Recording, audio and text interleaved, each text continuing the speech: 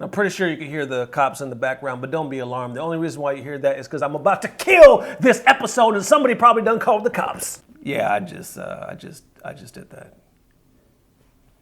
Couldn't look away from the train wreck. You can blame it on the tech or the disrespect before you play back. Button check.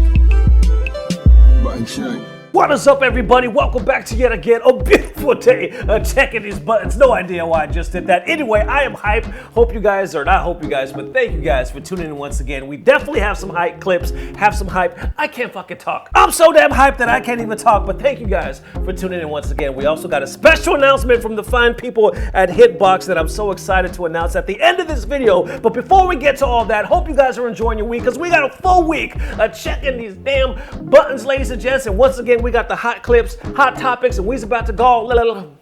I literally just said gall. That makes no damn sense. Get it all is what the hell I was trying to say. So without further ado, ladies and gentlemen, we are locked and loaded, and we's about to get it all. Let's go.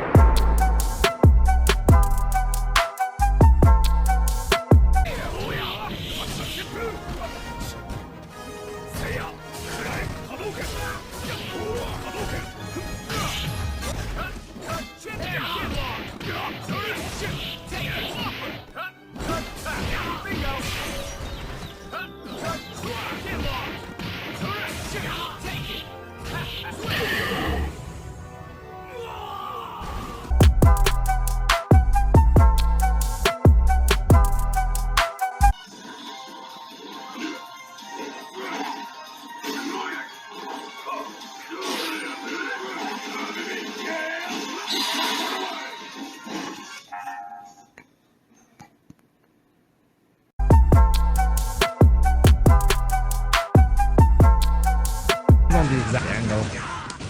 He's on the exact angle. He's on the exact angle. Exact angle.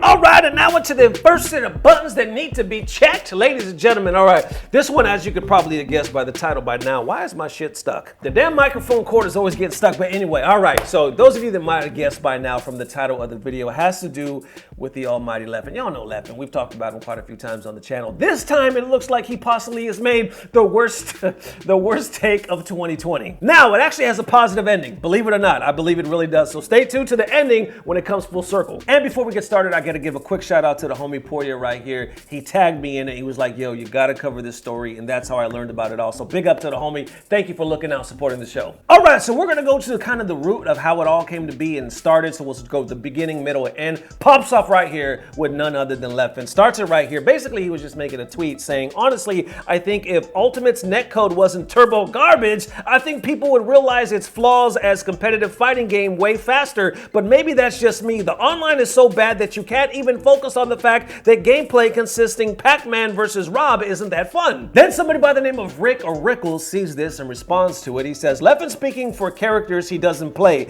It's less of a character-dependent trait and more of a player-dependent trait to what matchups are enjoyed and how much they're enjoyed. Did I say that fucking right? To what matchups are enjoyed and how much they're enjoyed. I guess. I simply won't talk down a game I don't like and keep playing the games I do like. Leffen sees this and responds saying, wow, you're so incredibly strong for not talking about a product you purchase instead of spending time talking about tweets you don't enjoy instead of tweeting about the tweets you enjoy. Wow. Then Rick or Rickles responds to this once again saying, we both kind of spoke about the last point in one tweet as opposed to the bulk of it, but Twitter is a trash place to discuss and parts get cherry picked and then gets condescending this quick. You will dump on Ultimate to your following and I will show Ultimate a little more care. Whatever you paid for Ultimate, I guarantee streaming and making content for it has made you all that money back and more. Enjoy your product because not every game is able to boast that or close to that even. The Leffen response to that saying, I fucking sold my body and soul to make that money. Laugh my ass off. If you think you have to love and respect every shitty job you do for money, I'd rather flip burgers at a McDonald's if it paid the same amount. Now somebody by the names of Oobs, if I'm saying that name correctly, responds right here saying, I don't know about that one, Chief. I'm not gonna say stream bore, if I'm saying that right. Competitive gaming isn't a job because it definitely is, 100% is, but you absolutely, without a doubt, would not flip burgers at McDonald's for the same pay. It sounds good to you in theory, but it ain't in reality. All right, then Leffen responds to that, and this is kind of where it starts to go downhill. This is that infamous take right here where he says, only someone who has not played Ultimate Online 16 hours a day for a month straight, going to sleep at 8 a.m. every day would say this. As someone who has actually worked a minimum wage job, bagging groceries and just played video games, I take flipping burgers. Trust me, you know absolutely nothing about streaming Ultimate if you think minimum wage jobs are harder, and thus ignited the fuel for the rage on online FGC. Everybody started responding and like, yo, this is a bad take. This might be the worst take that I've seen of 2020. What the hell are you talking about? And it goes on and on. A lot of people simply can't believe that, I mean, that he would make a statement like this. Others going as far as to say, you know, feeling like complete shit for working a heavy schedule on a physically demanding job for piss pay is bad. But yeah, having to deal with Wi-Fi lag is harder. You're right. Other people simply taking it as disrespect because they're like, not only is this ignorant, but it's disrespectful to everybody that does have a hard job, a regular job, or a minimum wage job. Like this take is just not really, it ain't cutting it. And then others are like, it makes no sense because you could literally boot up the game and for 30 minutes sit at the menu screen and fucking lick your hands or some shit and probably make at least $50 in subs, which is true. I mean, you take it like this. Now, to play devil's advocate, I see what Leffen's saying. Like, he didn't care for the game, so he was basically streaming the game for like 16 hours a day or something like that he didn't care for. So he was like, yo, you don't understand, I hate this game, the netcode sucked. So it seemed like an uphill battle. I did it, but I didn't want to have to do it. So on that hand, I could see what he's saying. Like it was hard because he almost had to force himself to do it. Then on the other hand, people saying, well, you're just playing video games. You know, if you're just playing video games, that's better than any full-time job. Trust me, we've been out there, we've worked the hard jobs. He's saying that he worked jobs as well. But all in all, playing video games are better than working any fucking job. Then once again, I'll add my own 2 cents. Like real talk, I've been there. Like Button Check. Take Button Check for example. This is a job.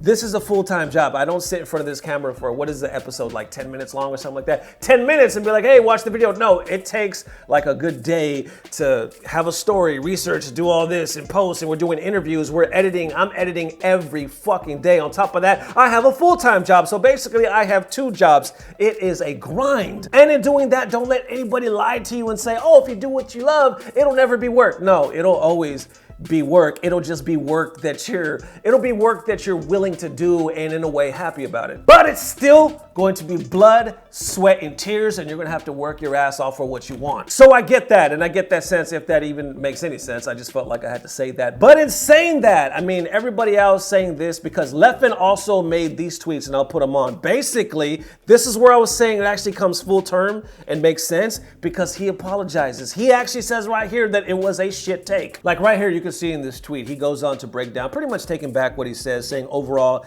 he's extremely lucky, I should say, to be able to stream and create content as a job. On top of that, he says he sees what the drawbacks are to having to actually be in front of people who are constantly judging you. And then right here, he says, overall, I made a fucking shitty tweet and I'm sorry. I'm very lucky to have all the support and be able to be a content creator full time. And I seriously think minimum wage jobs are awful and there needs to be change. So that's what I'm talking about, because usually you see something like this and then they defend their stance or they just keep on getting roasted. But it's a good point, because I think it's a growing experience. Anytime you can see somebody make a tweet and they take it back and say, my bad, I can see where I messed up and I can see where I'm lucky.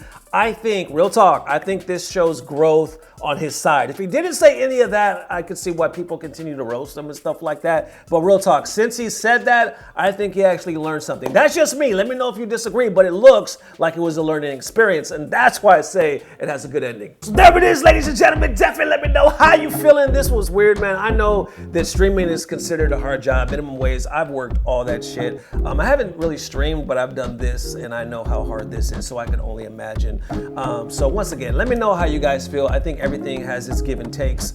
Some jobs are harder than others. I mean, but something like this, I'm just glad people can learn from it and see that, nah, this is not exactly the right hill to die on, and we can have a learning experience from it. And on top of that, real quick, I want to give a shout out to the good people at Hitbox. Y'all might see that I wear this hat like all the time. It's not because I'm in contract or they make me. I just simply like Hitbox. I have some history with them. I just like the people, great people at Hitbox. Well, recently, they just reached out and said, we like the show. We love the show. How can we support the show, y'all? We have a new company, Hitbox, that is now going to do monthly giveaways for you guys. So now, not only do we have the good people at GT Racing, we have the fun people at Hitbox, where we're going to be giving away a Hitbox once a month. So now we're giving even more giveaways just for you guys. And there it is, ladies and gentlemen. I'm hyped.